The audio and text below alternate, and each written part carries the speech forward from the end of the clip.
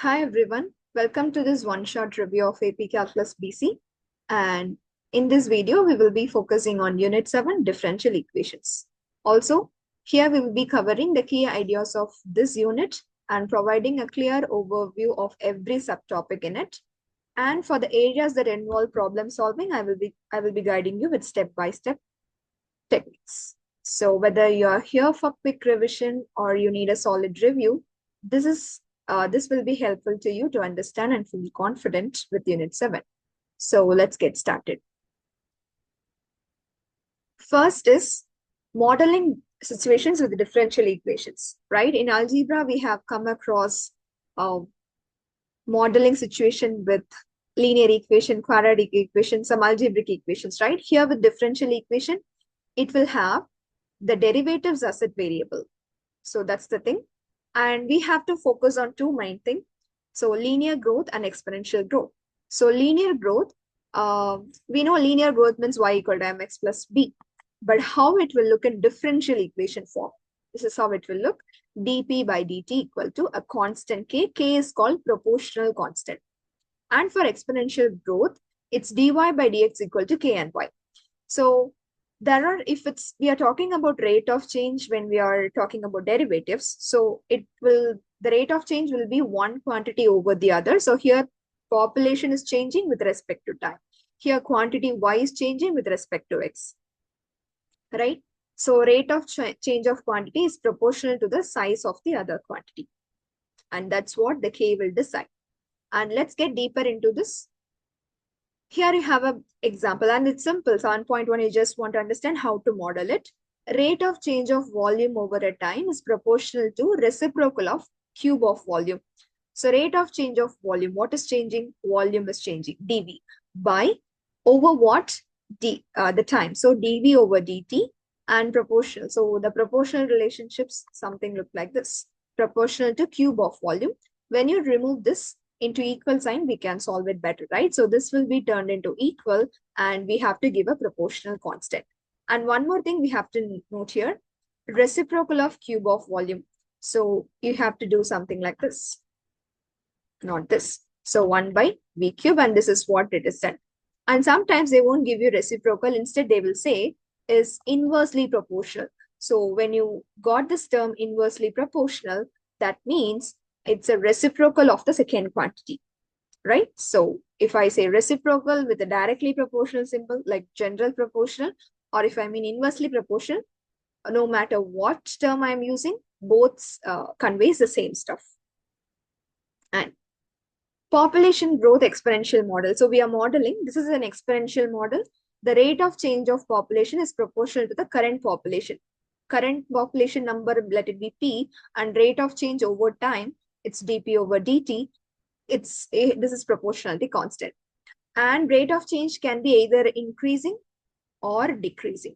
This is increasing model and this is decreasing model, right? So when k is 0, it will be increasing. When k less than 0, it will be a decreasing model, right? So this is in differential equation format. And now 7.2. Okay, I know how to model the basic understanding. In 7.2, we will be exploring how to verify the solution. And before that, you have to understand, right, what is the solution of differential equation? Like if I say x plus 3 is 5, it means x is 2. Like this is algebraic form. Now coming to the differential equation, instead x, you will have a dy by dx plus 3 equals something 2. So what is y?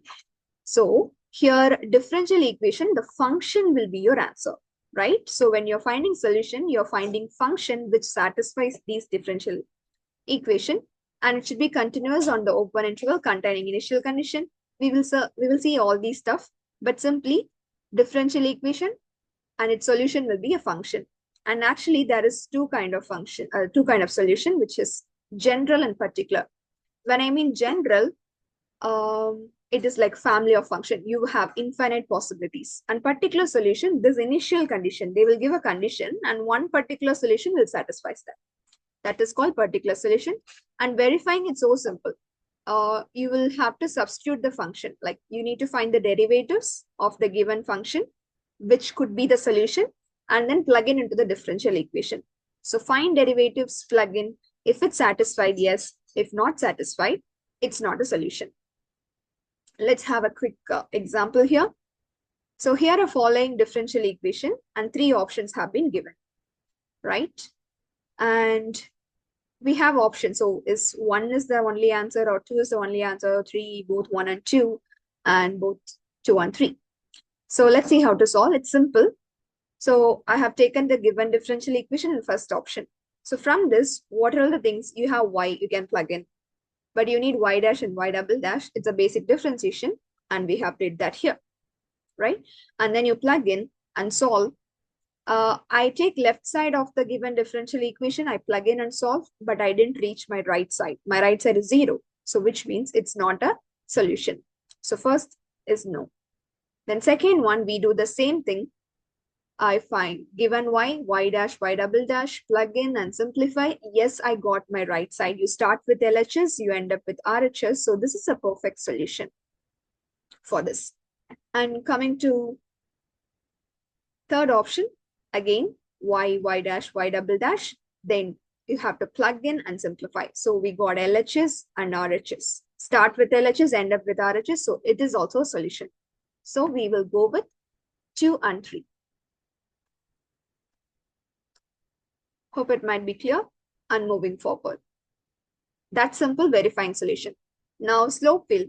Visual way to understand the behavior without solving these. Actually, solving these, we have different methods, but the first thing is, okay, it have infinitely many solutions, right? But how to visualize it without actually solving? Let's see. So slope field means it have all the slopes. That's it.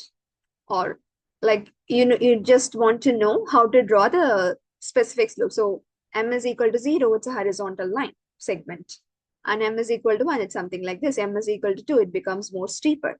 When it's -1, it's the same steepness with which should run from left to right in downwards direction. And m is -2 is this much steeper. And infinity, anything by 0, it's an undefined slope, like a vertical line. So your slope field will have all these kind of segments. And how to sketch a slope field? Very simple. A differential equation will be given. For example, dy by dx is x over y, right? You have to take a point and, for example, at x, when you take this point 0, 1, 0, you have to plug in.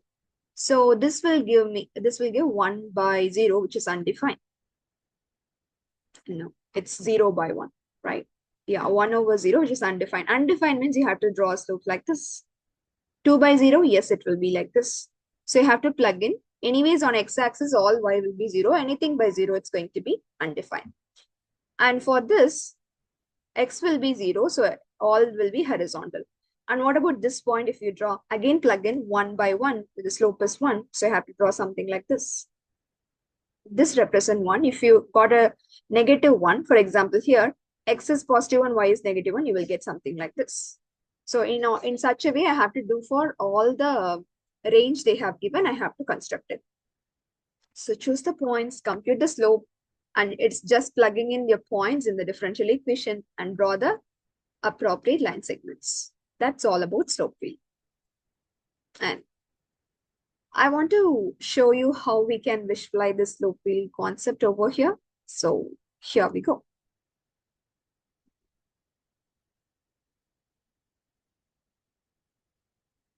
So for example, this is a function I have given. It's a differential equation x plus y. And you can see the slope fields, right? So when you see here, it's horizontal. This diagonal slopes are same horizontal, something like this. And how we can interpret the slope field? So you can just take a solution. Like you just click a point and try a random sketch. So connecting these, you understand, right, how the graph behaves if you take this point. If you take this point, and this point, like it's kind of a line, and this point, right? So this represent a lot of solution, like infinitely many solution. And by taking a particular point, you can find a particular solution. From the slope field also, it's simple, right? So this is how we will be dealing with slope fields. And moving forward here. Next one, reasoning using slope fields. So we have to take these things in consideration. Sometimes slope fields and differential equation, we have to connect it with the differential equation and the given slope field. If you find same slopes on each vertical line, then the differential equation depends only on x. If you find same slope on each horizontal line, it depends only on y. And what if it depends on both x and y? We have to apply some different strategies. Check how both variables interact in the slope behavior, like, and test specific points. We will be just plugging in points and whether it satisfies the approximate slope over there, and unique features of the graph. Like when you see the slope, you can understand whether there is a increase, decrease, or a rapid increase, rapid decrease, and periodic nature, and the asymptotes. This will help us to connect the slope field with the differential equations. Right? Let's solve with an example. Match slope fields with differential equations. Okay, so when you see the first one, vertically, when you see at every point, so vertically it have a slope like this, and throughout all the vertical, it is the same slope. When I pick here, like every point actually, it follows the same. So it depends only on x. So this. And here, horizontally, if you see something, horizontally at every point, they maintain a same slope line form, right? Horizontally, everywhere. Not even a single line should vary. So in that case, you check that it depends only on y. So I pick this. Now, this is kind of circular function, right? dy by dx is minus x by y. So here you can just take and plug in some values. Of course, this will be the answer, but you take some horizontal slope, that will be easy. For example, this is 0, 2. And you plug in minus 0 by 2, which gives the slope 0. Yes, that is a slope 0, horizontal line segment. So yes, and this is the way we can plug in values. But sometimes, for example, this point will satisfy every option. So you have to check with other stuff, right? So this is how we will match slope field with differential equations. And let's move. So interpreting a slope field, you have to, if slope is positive, the slope is in the solution curve is increasing over there. So where, okay, this graph might have an increasing behavior, like the basic understanding of function will helpful. And negative, it will be decreasing. So the direction of slope will tell how the solution behave near the point, right?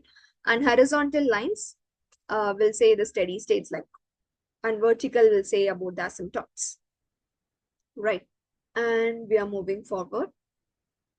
Here we have the slope field for a certain differential equation is here. We have to match which is the correct one. So first, when I see each vertical line have a same slope, so it means everything depends on only on x, but every option is on x. So next thing, when you see some gaps, it means, and you notice one thing, this is differential equation, this is the solution curve, right? Y is equal to means a function, it's a solution curve.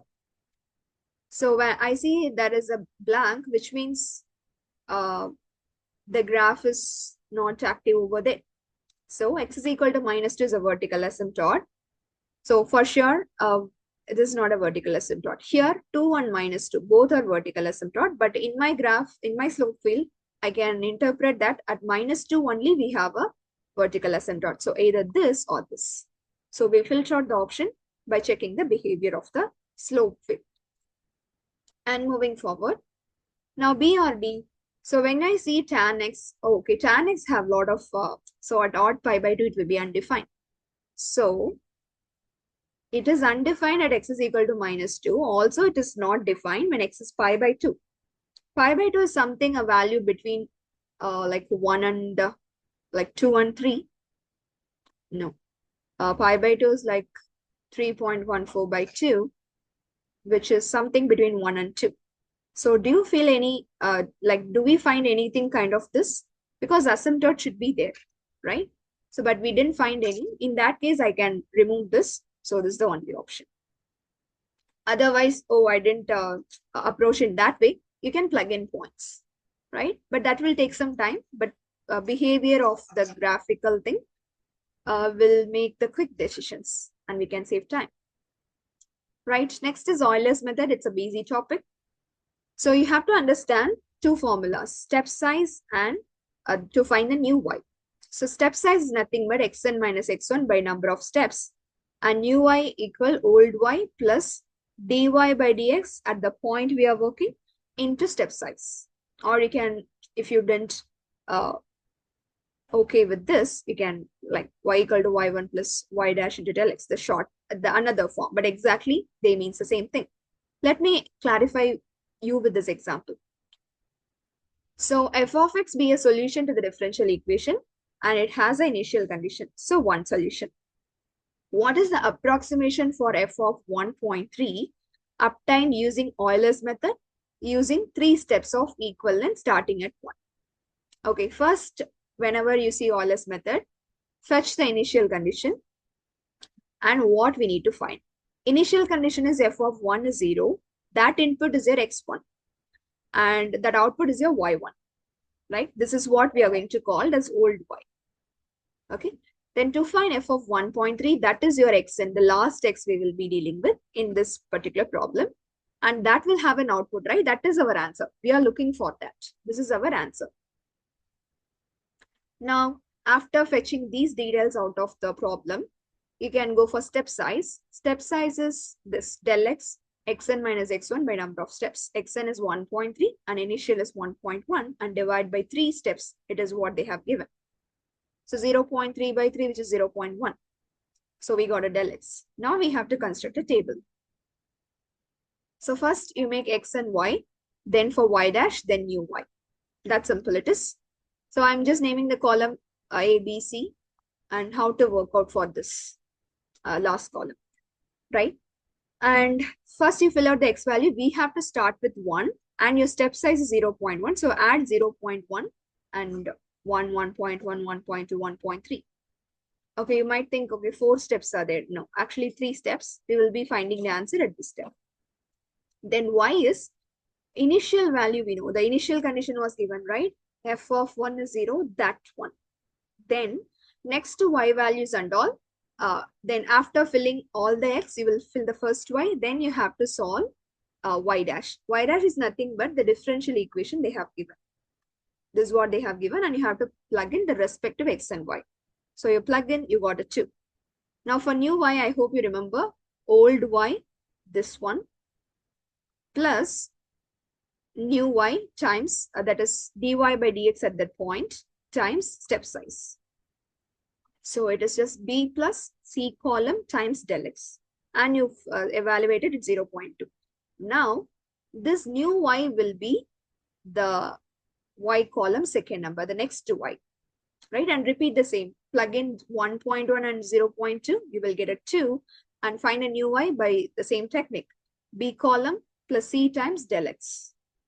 Then c column, then again this will go over there and you have to plug in and repeat the same step. So once you got a y at 1.3, you don't want to go for this because f of 1.3 is 0.58. We can stop here and it's approximately 0.58.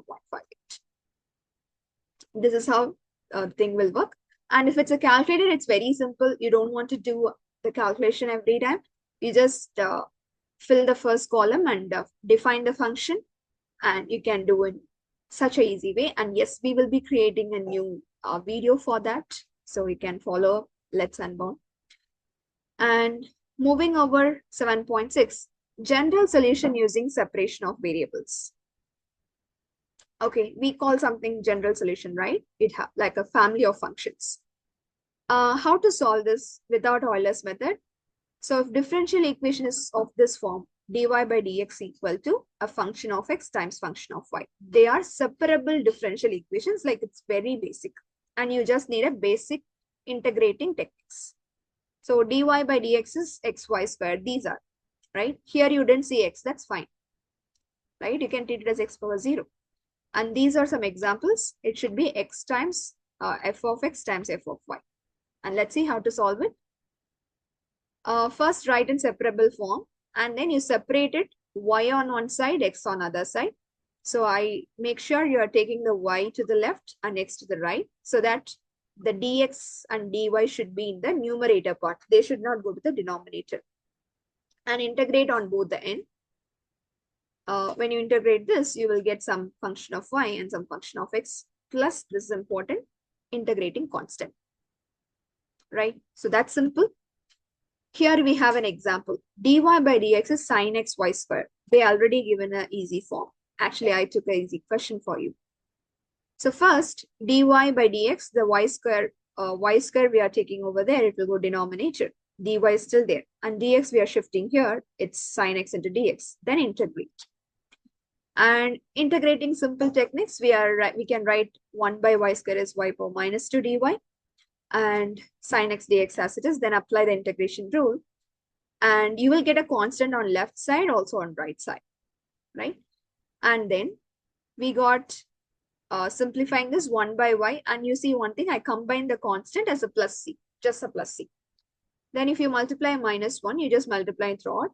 And it's not necessary. Some of the option, you might solve, okay, you multiplied minus 1 with a c, minus c, but it's a constant, right? So always you can use c, right? So y is equal to 1 by y is cos x minus c or plus c. So anything, it's fine. Depends upon the option. If you see, when you solve y equal to 1 by cos x minus c, but if you see option in plus c, it means the same, right? You will get c is equal to minus 4. Whoever find this, they will get c is equal to plus 4. That's the distance. So majorly the confusion will be here. So no need to get confused. It's a constant, right? So plus c minus c, okay. But generally, your options might be plus constant. And next 7.7, particular solution using initial condition and separation of variables. So we know separation of variables. And we will get some function with c in it. Next aim is to find C. If you've got the C, then it is a unique solution, right? A particular solution for that initial condition will help you. That's simple. And here we go. Find a solution to this with initial conditions f of 2 is 1. So I apply separation of variable. When you see, I take the y here, I take the dx, I integrate, and I solve.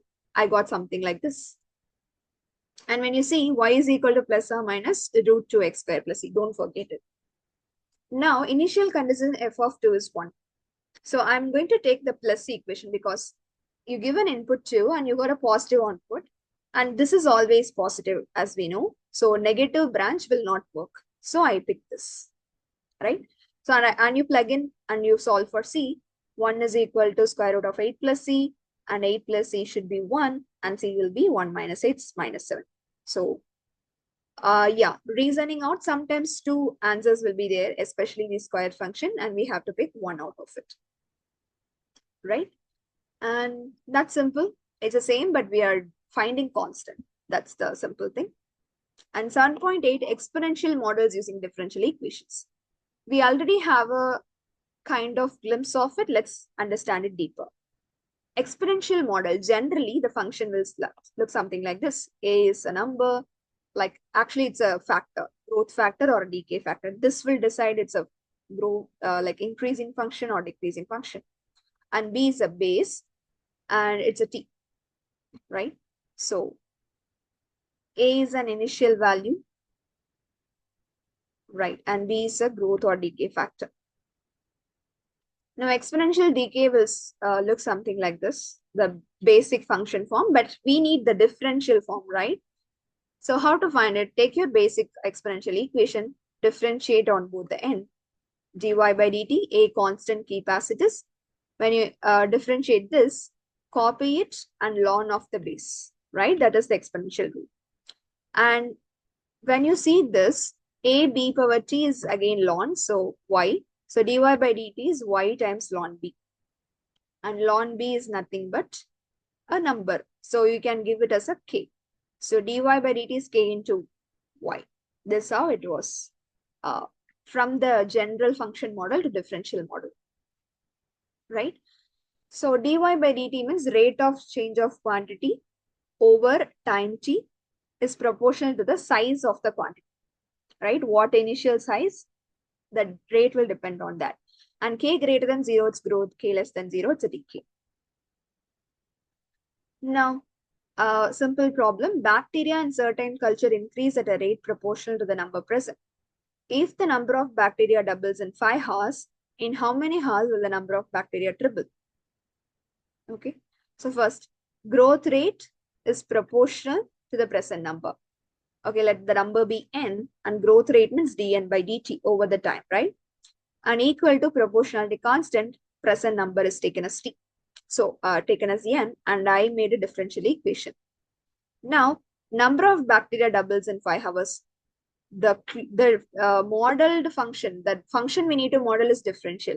But the clue is it's on number. So the clue is not depends on a rate of change. So we can't use it directly. So integrate and solve for it. So solving, I use, actually we have this, right? dn by dt equal kn. So I have grouped it and I integrated. Dn by n is ln n and is kt plus a common constant c. An important thing is I need n in terms of other stuff. So take exponential on both sides. You have to take the constant also. So n is equal to, you can split it as e power kt times e power c. It will be a constant number. So we are generalizing it as a. So n is a into e power kt. Right? And bacteria doubles in 5 hours. I got something like this. Right? In 5 hours, so when t is 5, you plug in 5. And amount is 1. Like initially it's 1. It got double, right? So you can give 1 and 2 or 100 and 200. So 1 and 2 is simple. Correct? So choose some value like this, or you can choose, if it's x, this is 2x. That is also fine. Right? And you solve for the k now. Ln 2 equal to 5k. K is equal to ln 2 by 5. So now the equation got complete. Initial value, like this will give the final value depends on the time, and only 1 and only 5. Right? So k is important. That will, finding the exact k value will define the equation perfectly. So we did it. And next question is, how many hours will the number of bacteria triple? So your bacteria need to be tripled. So what we understand, I expect 3 times of a number, and initially it was 1 times. That's the connection, and you plug in and you find for t.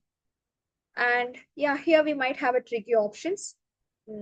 So you take the 5 over there, 5 ln 3 by ln 2 equal t.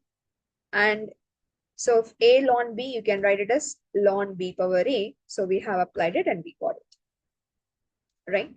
So this is how we will solve the exponential models. And next one is a BC topic which is logistic models with differential equations. Okay, what is this logistic population growth? It is a growth when rate increases quickly at first. When you see, observe here, it's quickly increasing, but then shows it's maintaining a kind of a constant capacity. It's not throughout increasing. After some point, like this point, it's still increasing, but it maintains a perfect number. Like it maintains a number after over there. It not, we can't say it's increasing forever. So this kind of thing is logistic growth. And this is how the logistic growth will have. And this is called carrying capacity. So there will be a horizontal asymptote that is carrying capacity, or this is how the graph will look like. Now, how it will look in differential equation form. So I just memorize it. dy by dt is k into proportionality constant into the quantity that we are solving into 1 minus y by L. This L is called limiting value or carrying capacity. And there is 2 forms. Both the forms will help us in one or the other way. So we have 2 constant, k and L. L is limiting value, k is the proportionality constant. Right. Let's take a look here. So, okay, so that in this case, where the maximum growth, like the rate of change is maximum, where, okay, it's increasing, right? And again, it's increasing, but it's approaching a limiting value. So at this point, there will be a maximum rate change at t comma at some particular time, like the midpoint or inflection point, when we technically say at t comma L by 2, the midpoint between the starting value and the limiting value, right? That is where the maximum rate occurs.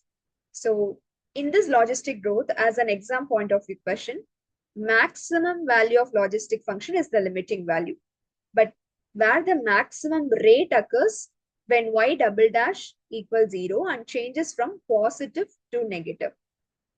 That y double dash, okay, we are talking about. So that is nothing but your inflection point. That is what we give L half. So half of the limit, there will be a maximum rate change, right? So let's see a simple question. The rate of change dp by dt of number of people entering a state park is modeled by this equation. The capacity of the state park is this. So maximum 2,500, that's the limiting value. At certain time, the number of people in the state park is 1,200 and is increasing at rate of 100 people per hour. Create a differential equation that could represent this situation. So we know how the logistic differential look, and we have to dy by dx we did. So here it's population over time. So k constant, limiting value, population, L minus P. And limiting value, you got it, right? The capacity is to 500. We have plugged in. But finding k will complete the differential equation. How to find k? They give us an example like 1,200 and increasing at rate. So increasing at a rate of 100 people per hour means dp by dt is 100. So you plug in that. And at that time, how many people? This is the p value is 1,200. So we have to plug in, and L also we know we will have only constant k. So that's what we have did here. And simplify this, you got k equal to 25 by 156. And you can plug in back here. dp by dt is k is 25 by 2500 times 156. P into 2500 minus p. And you simplify, that's simple. So 100, right? So 1 by 15600. P into 2500 minus P. So we complete the differential. And yes, so where the maximum change occurs, you have to find like double dash, and it should be 0 and it should change from positive. So it's a basic analytical application of differential equations that we need to apply here in that kind of question. And that's all about modeling with logistic differential equations. And we come to the conclusion of this video, right? So thank you so much for watching and learning with Let's and Bound. And I hope this review video might be helpful to you. So if you like this, you can like, share, and subscribe. Also, you can post what is the next video you're expecting, or you have any queries or concerns. Thank you so much for watching. Keep learning and keep accelerating.